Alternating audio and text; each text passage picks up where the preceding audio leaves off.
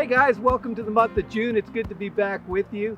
I had somebody ask me this in the past month if I would talk about when is it appropriate and when is it time to confront somebody that's doing something that's hurtful to us. And so I thought we'd spend a little time talking about it. And you know what? I wish I had an easy answer to that and an easy diagram, but it's not that simple because there's so many factors that come into play when we're thinking about confronting somebody. We got to think about, first of all, our personality. What are we like? Are we somebody that's okay with that? We got to think about the person we're talking about. What are they all about? What's their characteristic? What's their personality type? We got to know about the relationship. And is this a family member? Is this a boss? Is this a coworker? So there's so many different dynamics that come into play. And I came across a saying this last week that might play into this, and it said, if you confront a pig, both of you are going to end up covered in mud.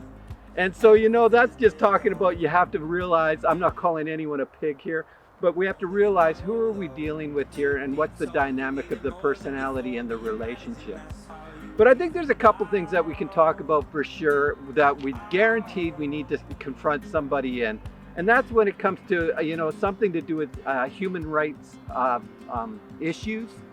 Then we need to confront that, because silence at the same time can be seen that we're in agreement with what's being said.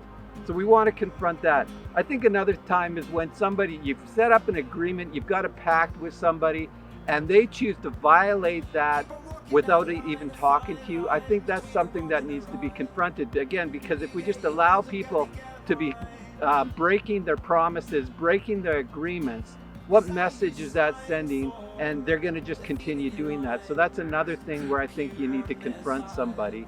And number 3 is when there's more than just the immediate repercussion of whatever the event is. If it's going to have an ongoing effect, it's something that probably should be addressed too. On the flip side, when should we not confront? There's a few things there too. And I think when it comes to dealing with our feelings or our ego getting hurt, we might want to take a look at that. Say, for example, somebody had a party and they forgot to invite you. You know what? I'm hurt. I'm offended. Should I address that? Should I confront that? Well, no, because that's just my ego. That's selfishness that's getting in the way of something like that. And so that would be a thing where we go, okay, maybe I shouldn't confront here. Anyways, there's some stuff to think about. You can talk about with your partner, with your friends, with your family, and dialogue into that, dig into that. Next month, we're going to follow up on this in part 2, and it's going to be more on, so when it is time to confront, how do I do that? So hopefully that gives you something to think about. All right, you take care, and we'll talk to you soon.